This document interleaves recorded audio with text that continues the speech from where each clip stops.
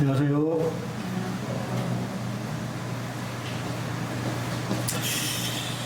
오늘은 새로운 안식일이라고 하는 말씀과 같이 이야기하겠습니다. 요가복음 6장 1절 11절 교독해서 읽겠습니다.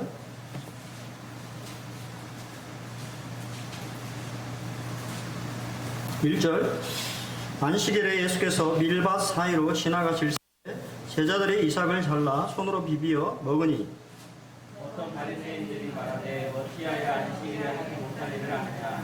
예수께서 대답하여 이르시되 다윗이 자기 및 자기와 함께 한 자들이 시장할 때 한 일을 읽지 못하였느냐.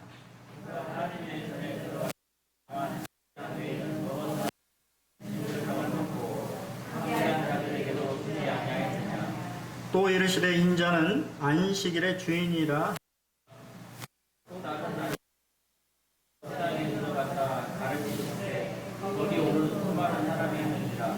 서기관과 바리새인들이 예수를 고발할 증거를 찾으려 하여 안식일에 병을 고치는가 엿보니 예수께서 그들의 생각을 아시고 수많은 사람에게 이르시되 일어나 한가운데 서라 하시니 그가 일어나 서더라.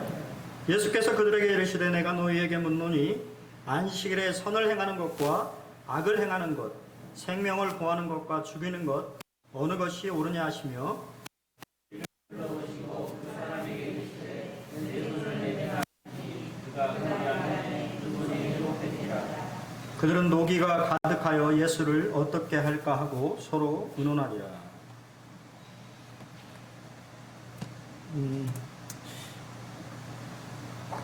이제 지도에 그 빨간색으로 이렇게 표시되어 있는 게 이스라엘입니다.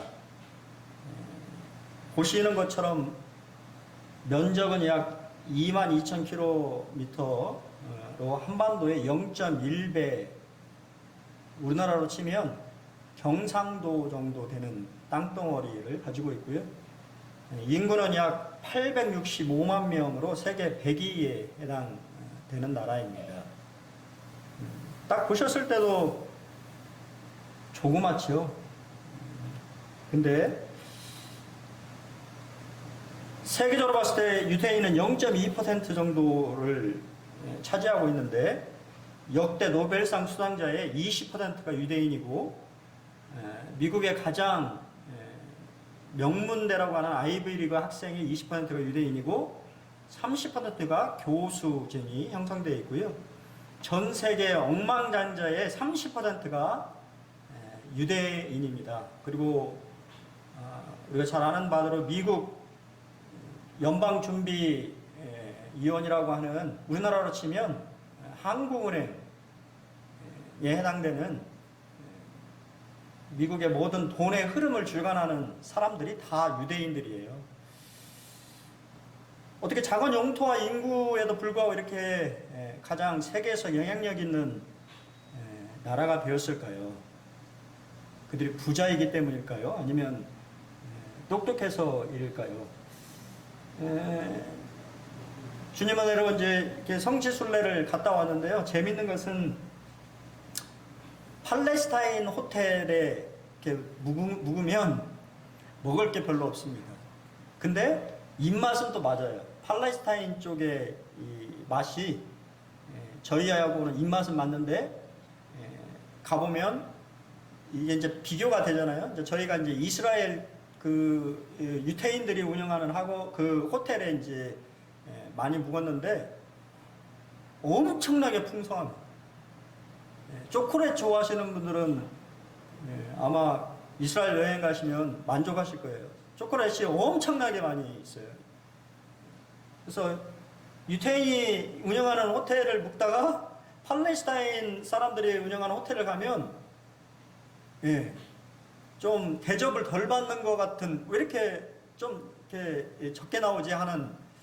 근데 이제 맛은 여기가 좀 더 있고, 이쪽은 이제 우리가 말하는 것처럼 대부분 다 이제 종교법에 의해서 피를 다 피째 빼버리는 이제 그런 음식이다 보니까 이제 우리 입맛에는 안 맞는데 상당히 이렇게 먹을 게 많습니다.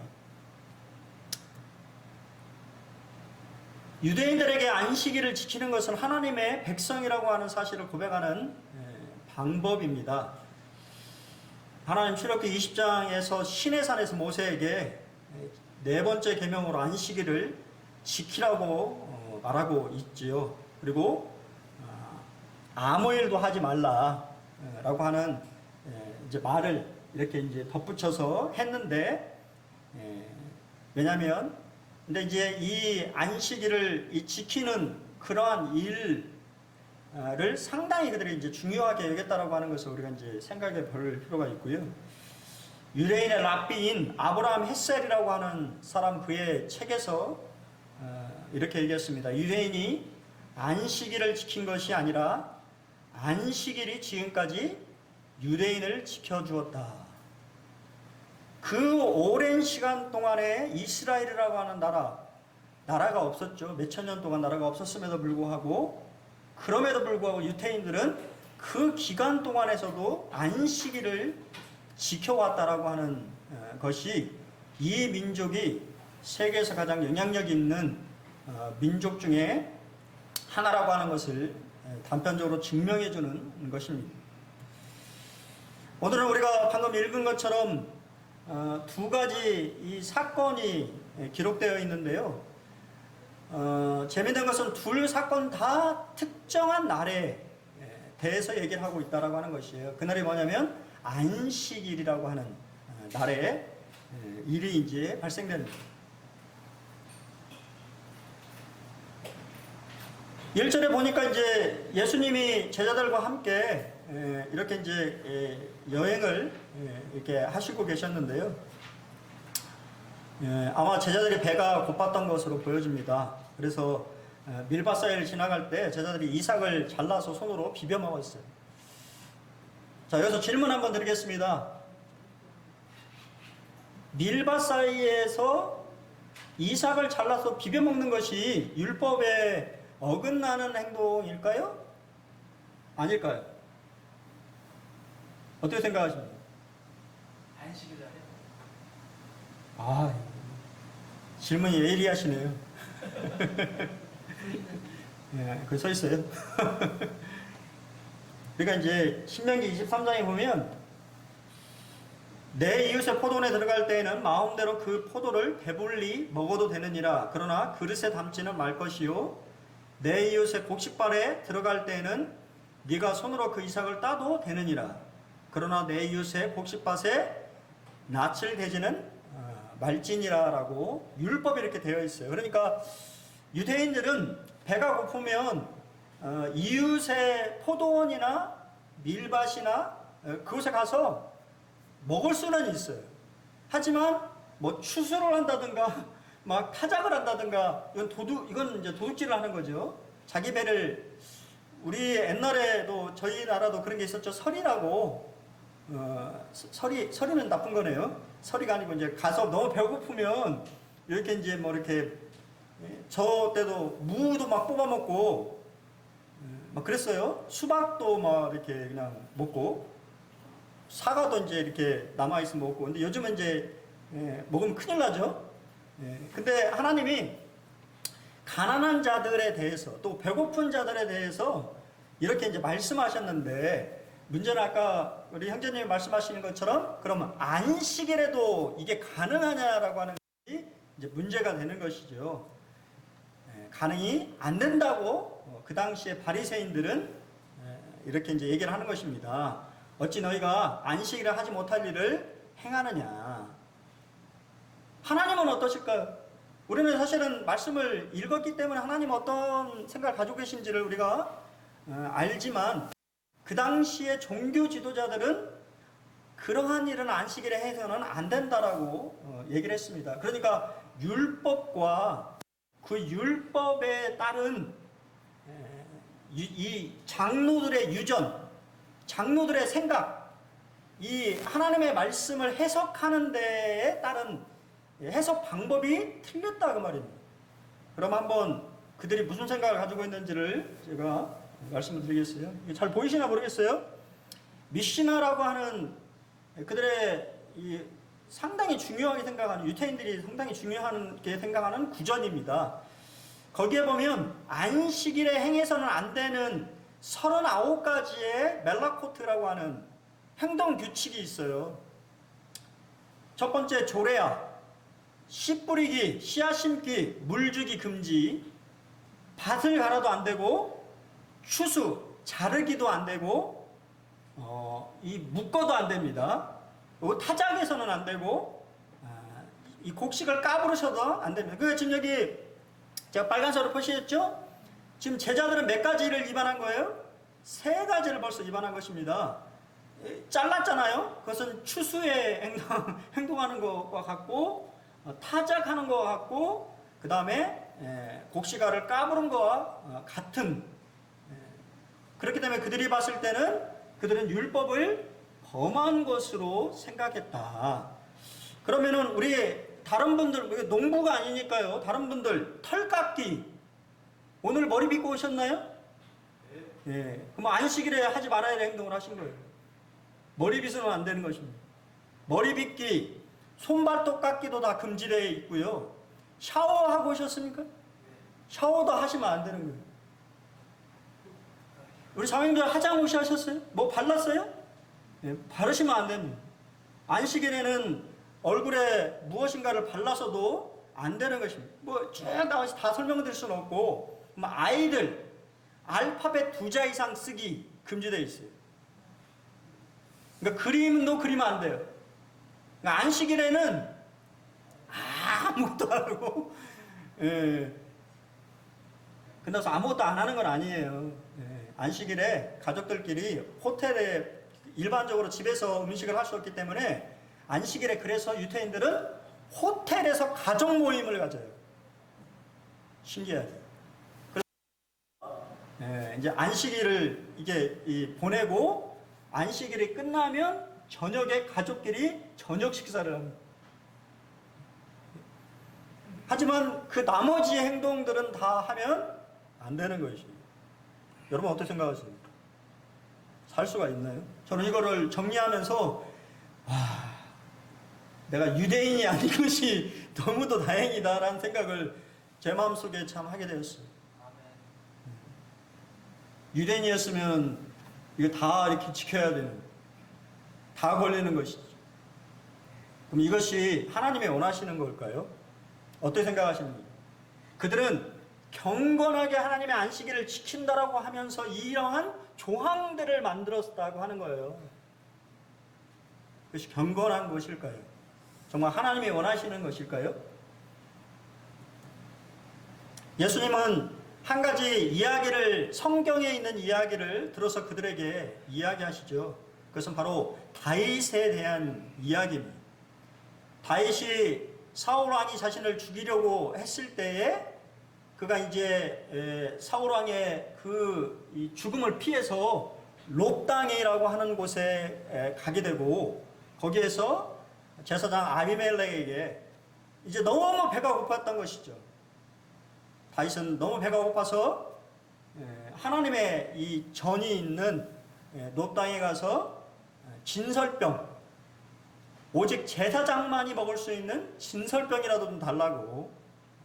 근데 참 놀라운 것은 이 아히멜렉이라고 하는 사람이 제사장이잖아요, 등장인물이. 근데 그가 하나님의 말씀을 잘 이해하고 있었다라고 하는 것을 우리가 생각해 볼 수 있어요. 자, 이것은 이제 진설병을 지금 만드는 모습인데요. 진설병은 떡 12덩어리를 하나님의 성소에, 성전에 놓는 것인데, 우리가 잘 아는 것처럼 진설병은 하나님께서 12지파에 필요를 공급해 주신다라고 하는 것을 상징적으로 말해주신다고 그래요. 그러니까 여러분의 모든 필요를 우리가, 그죠? 마태복음 6장에서도 우리 주님이 먹을 것과 입을 것과 너의 필요를 채워주시겠다라고 말씀하신 것, 곧 떡에 대한 것이 결국은 하나님의 공급하심과 관련이 있지요. 이 진설병은 매 안식일이 지난 7일째 되는 날 옛 것을 물리고 새 것을 진설하도록 이렇게 되어 있어요. 그것은 이제 무게가 한 3kg 정도 되는데요. 지금 여기 사진을 보시면 지금 여러분이 지금 살고 있는 이 시대를 말하는 것입니다. 지금 예루살렘에 가면 성전연구소라고 하는 곳이 있는데 그 성전연구소는 제3성전을 준비하고 있는 것이에요. 유태인들이 그들의 메시아, 그들이 지금 예수를 메시아로 믿지 않지 않습니까? 그러니까 그들이 믿고 있는 메시아가 왔을 때 이 성전에 임하실 것이라고 생각해서 성전의 모든 것들을 준비하고 있는데, 지금 여기에 이 사진이 뭐냐면 진설병을 만드는 법과 진선하는 방법을 지금 계속 연구하고 있어요. 여러분이 별로 관심 없는 이 시간에도 유태인들은, 이스라엘은 예수님을 맞을 준비를 계속하고 있다 그 말이에요. 지금 우리가 믿는 그 예수님이 오실 것을 그들은 기대하고 있는 것이죠.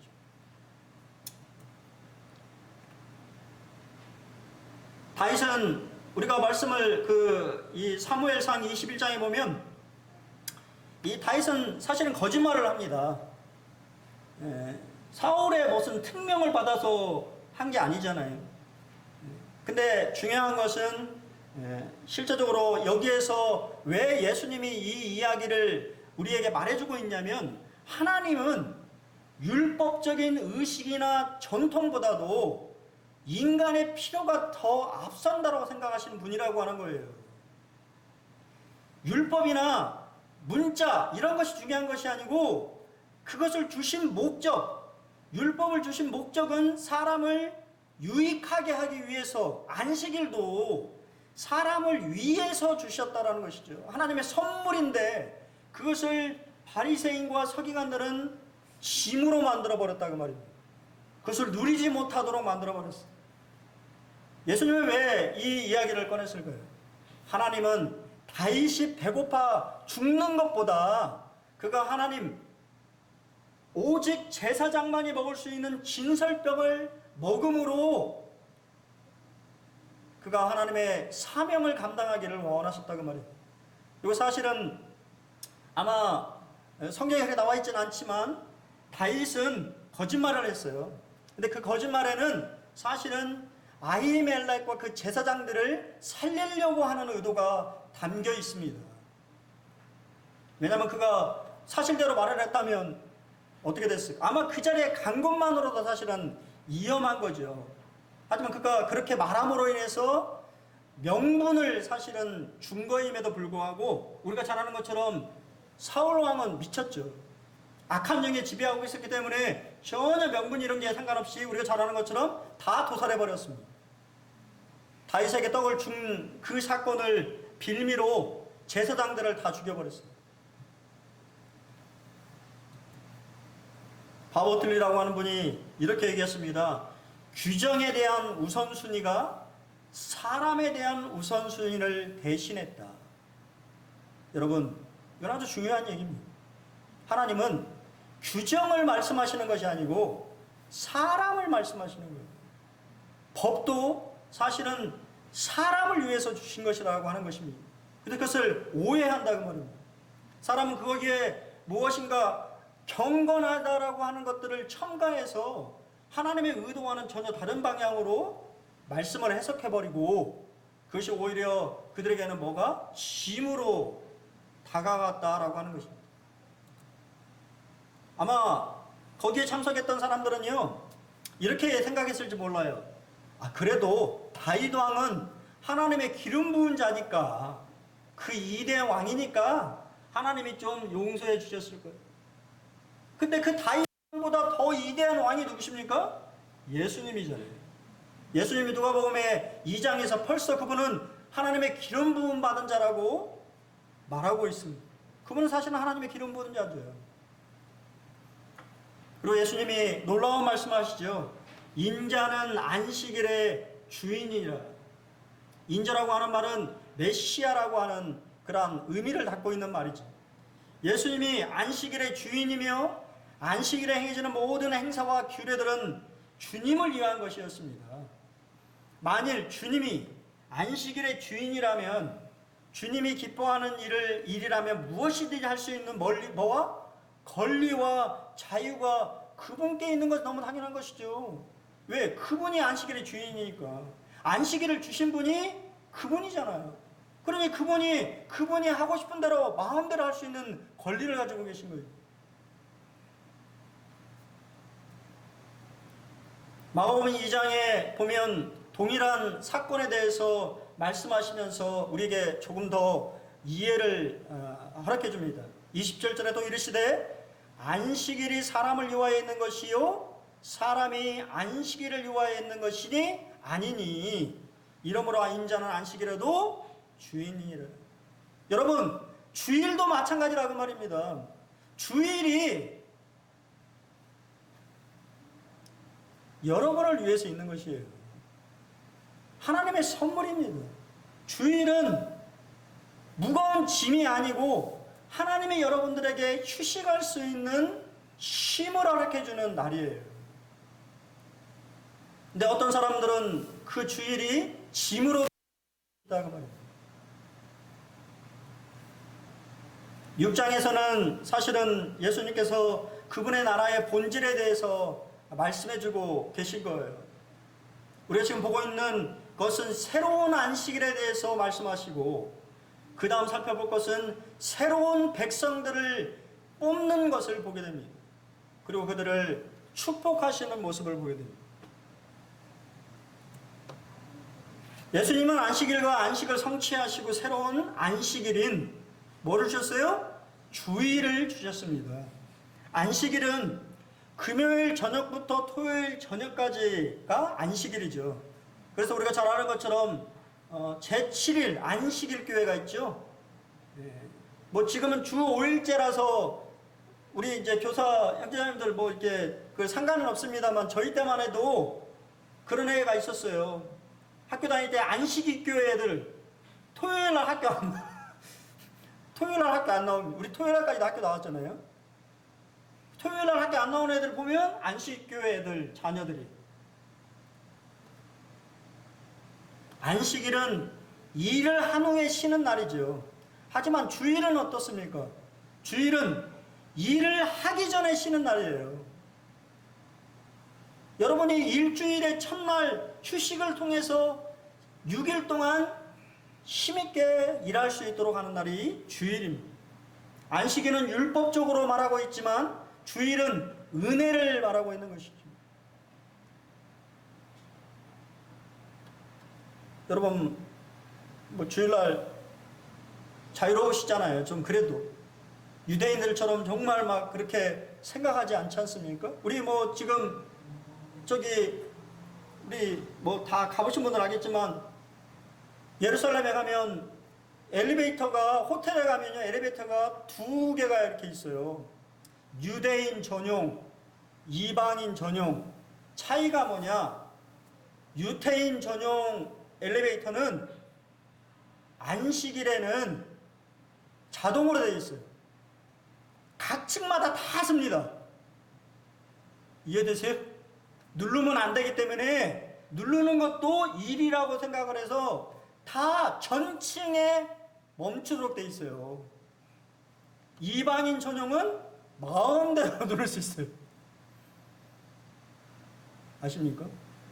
그 정도로 그들이 안식일을 중요하게 생각을 한다고 말입니다. 그렇게 율법적으로 거기에 무슨 자유함이 있어요. 사실은 안식일은 옛 창조의 완성을 기념하는 것이죠. 하나님께서 모든 만물을 6일 동안 창조하시고 제7일째 쉬셨다라고 하는 것을 기념하는 날입니다. 주일은 무엇인가요? 주일은 새로운 창조의 완성을 기념하는 것입니다. 주님은 무덤, 안식에 안식하시고 부활하신 날을 기념하는 것이지. 우리는 그 안에서 뭐를? 자유함을 누리는 것입니다. 그리고 감사한 거죠. 그러한 자유를 주신 주님의 감사하는 날이 바로 주일입니다. 육체적으로 또 영적으로 쉼을 누리는 그러한 날이 주일입니다. 사도행전 20장 7절에 보면 그 주간의 첫날에 우리가 떡을 떼려 하여 모였더니 라고 초대교회가 안식일이 아닌 주일날 모였음을 성경은 말해주고 있습니다. 고린도서 16장 1절에도 성도를 위하는 연보의 가에는 내가 갈라디아 교회들에게 명한것 같이 너희도 그렇게 하라. 매주 첫날에 너희 각 사람이 수입에 따라 모아두어서 내가 갈 때에 연보를 하지 않게 하라. 매주 첫날에 연보하도록 말하고 있죠. 두 번째는 회당에서 일인데 동일하게 또 다른 안식일이라고 성경은 말해주고 있습니다. 여기 하나님의 도우심이 필요한 사람이 있어요. 마태복음은 한쪽 손이 마른 사람이라고 하고, 마가복음도 동일하게 한쪽 손이 마른 사람이라고 하고, 누가복음만, 의사인 누가만 정확하게 진단하죠. 그는 오른손이 마른 사람이었다. 구절에 따르면 그 사람은 태어날 때는 두 손이 다 멀쩡했다고 합니다. 그는 속공이었는데 돌을 쪽에다가 손을 다쳐서 한쪽 손이 마비되었다고 합니다. 결국 그는 한쪽 손을 사용할 수 없는 장애인이 되었습니다. 한 손으로 사는 게 얼마나 힘들었을까요? 먹고 살기 위해 일을 해야 하는데 일할 수가 없습니다. 만약 그가 속공이었다면 한 손으로 그 일을 계속할 수 없기 때문입니다. 그가 안식일에 해당해 온 이유는 하나님의 도우심이 절실했기 때문입니다. 그는 그의 주업이었던, 그가 속공이었는지 어떻는지는 모르겠습니다만 오른손은 모든 일을 하는 것을 말하는 것이죠. 그의 삶은 먹고 살 수 없을 정도로 아마 피폐해지고 황폐해졌을 거예요. 하나님의 도우심이 정말 필요한 사람이 회당에 있었습니다. 근데 서기관과 바리새인들은 누구를 바라보고 있습니까? 예수를 바라보고 있어요. 왜 바라보고 있지요? 고발할 증거를 찾으려고. 이건 정말 악랄한 것입니다. 그들은 예수님께서 병자가 있으면 고치실 것이라고 하는 사실을 알고 있었어요. 그것이 안식일이라도. 그래서 고치는지 안 고치는지 엿보고 있었던 것입니다. 그리고 당연히 고칠 거라고 생각을 했어요. 그러자 예수께서 그들의 생각을 아셨습니다. 그리고 손 마른 사람에게 이렇게 말하죠. 일어나 한가운데 서라. 여러분, 이 말이 쉬운 말이었을까요? 아마 오른손 마른 사람은 그냥 아마 저 해당의 구석구역에 사람들이 잘 보지 않는 아마 그런 곳에 사람들이 나를 보지 않았으면 하는, 하나님의 도움이 필요하지만 사람들에게는 보이고 싶지 않는 치부를 가지고 있는 장애인이었습니다. 그런 사람을 예수님께서는 일어나서 한가운데 서라고 말씀하셨어요. 자신의 그 부끄러움, 그것을 다른 사람에게 보이라고 하는 것입니다. 그것은 어떻게 보면 긍휼의 명령이요 믿음의 시험에 해당되는 것입니다. 근데 그가 어떻게 했습니까? 그가 일어나 섰습니다. 이것은 믿음의 행동인 거죠. 주님께서는 왜 이 사람을 갑자기 그냥 가운데 세웠을까요? 그것은 주님께서는 병자를 한가운데 서게 하심으로 모든 사람이 그를 바라보게 하셨고 사람들의 메마른 사랑의 감정을 자극시키신 것입니다. 봄으로 가슴 속의 병자를 긍휼히 여기는 마음을 가지도록 만드신 것이지. 여기에 예를 들어서 이렇게 어려운 사람이 우리 앞에 있다고 하면 여러분 어떤 마음이 들겠어요? 근데 이 자리에 있는 사람들은 그러한 생각들을 하고 있지 않았다라고 하는 것입니다. 다른 사람을 긍휼히 여기는 마음을 가질 때 우리의 마음이 따뜻해집니다. 마음이 넓어지고 평안해져요. 마음에 여유가 생깁니다. 다른 사람을 향한 이해심이 생겨납니다. 남을 위로하기 이전에 자신이 위로를 받습니다. 주님은 그 자리에 모든 사람이 주님의 긍휼하심을 보기를 원하셨던 거예요. 하지만 그들은 봤을까요? 아니요. 그들은 보지 않았습니다. 오로지 예수를 어떻게 송사할까? 그가 율법을 지키느냐 안 지키느냐 그것만 쳐다보고 있었다고 말입니다. 누가복음 6장 38절에 주라 그리하면 너에게 줄 것이니 곧 후이되어 누리고 흔들어 넘치도록 하여 너에게 안겨주리라.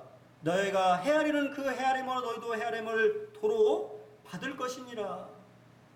뭐를 주라고요? 긍휼을 주라고 말입니다. 기독교는 주는 종교입니다. 받는 것이 아니에요. 주게 될 때 받는 것입니다. 하나님, 여러분들이 다른 사람에게 긍휼을 베풀 때, 사랑을 베풀 때 하나님 여러분에게 더 놀라운 긍휼을 베풀어 주신다라고 약속하셨어요. 주는 자가 받는 자보다 복되다고 말씀하셨습니다. 참 아이러니하죠.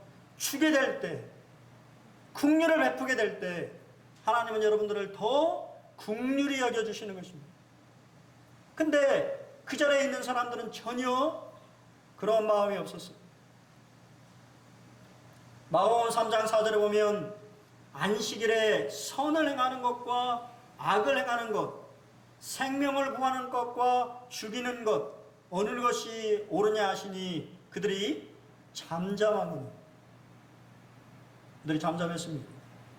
여러분, 자, 우리 간단하게 한번 생각해 봅시다. 여러분들이 주일 예배를 드리기 위해서 예배당에 오고 있는데 갑자기 사고가 났습니다.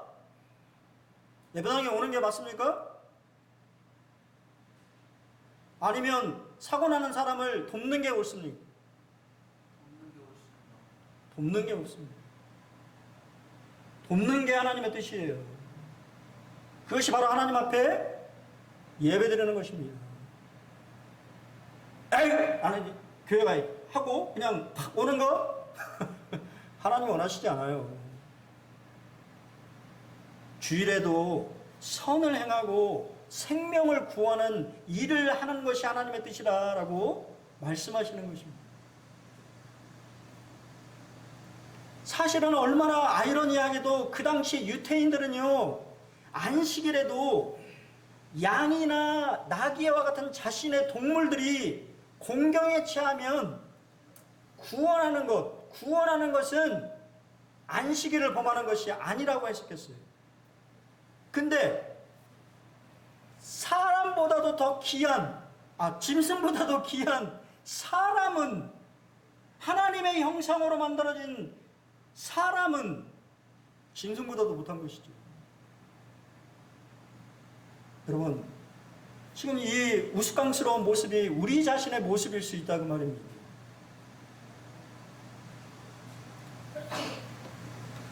사도행전 15장에 보면 바리새파 중에 어떤 믿는 사람들이 일어나 말하되 이방인에게 할례를 행하고 모세의 율법을 지키라 명하는 것이 마땅하다 하니라. 그런 논쟁이 벌어졌죠.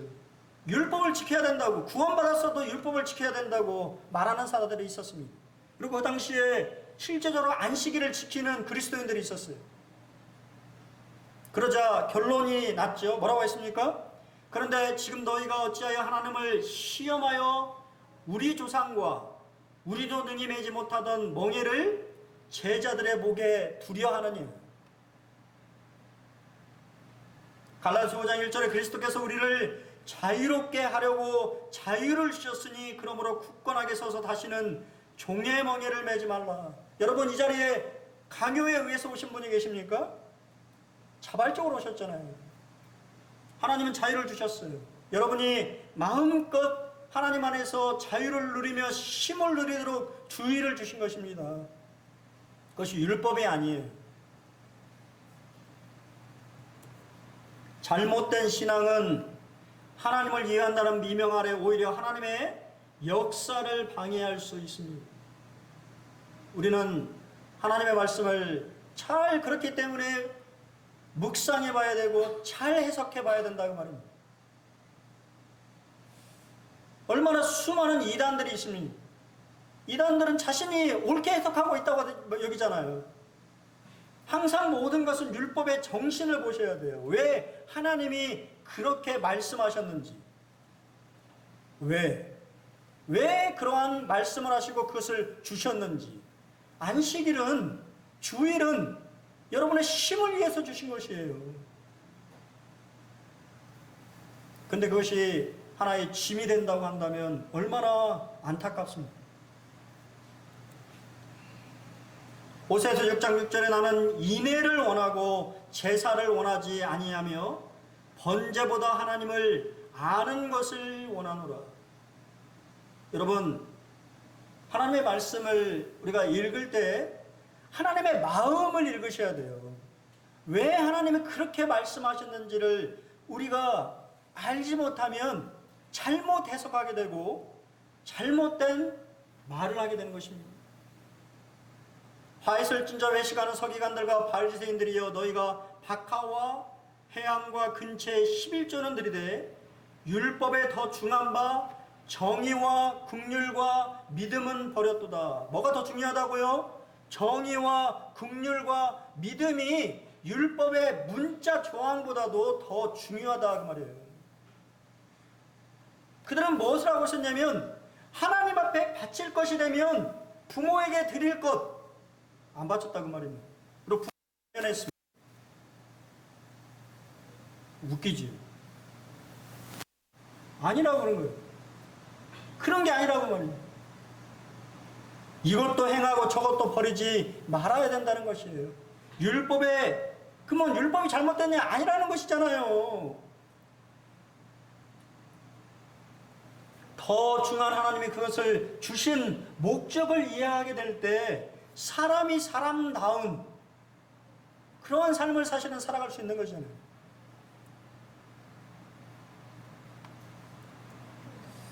쉼이라고 하는 한자는 사람 인자에 나무 목자가 있는 것이 쉼입니다. 쉴휴.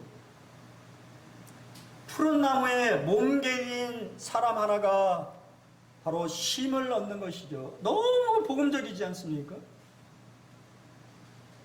우리는 십자가 그늘 밑에 갈 때 쉼을 얻는 사람입니다.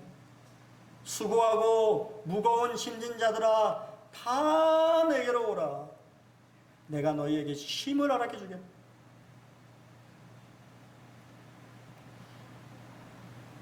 전 마지막으로 우리 에녹자매님 471장 찬송같이 하나 부르고 오늘 주일 말씀을 좀 드릴까 합니다. 통일 찬송가 471장 십자가 그늘 밑에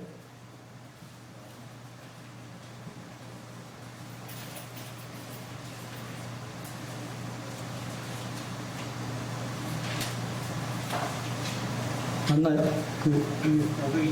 520, 제 옛날 거를 읽는 거예요. 528장 십자가 그늘 밑에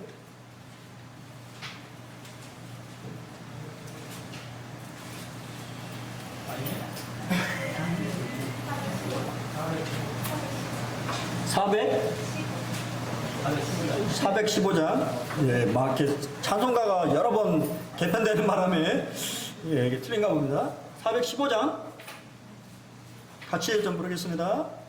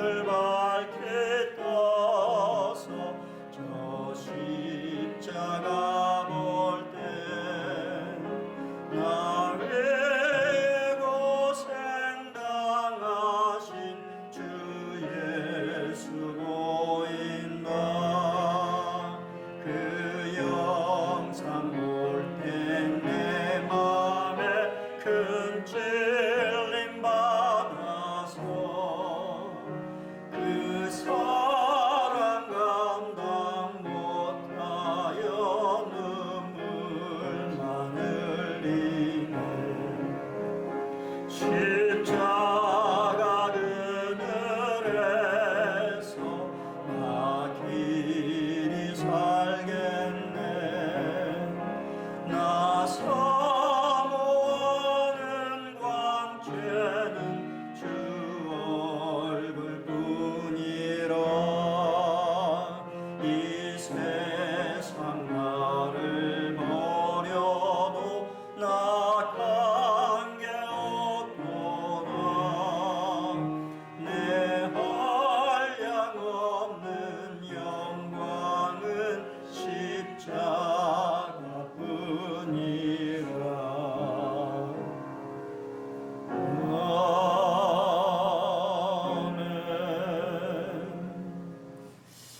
먼저도 주님의 십자가 밑에서 평안함을 누리시는 한 주가 되기를 기도하겠습니다.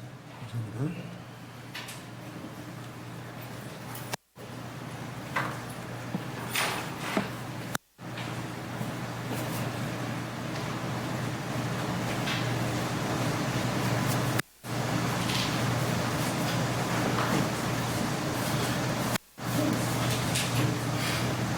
예, 말씀 감사합니다. 말씀을 들으면서 어떤 단어가 생각났는데요. 주객전도라는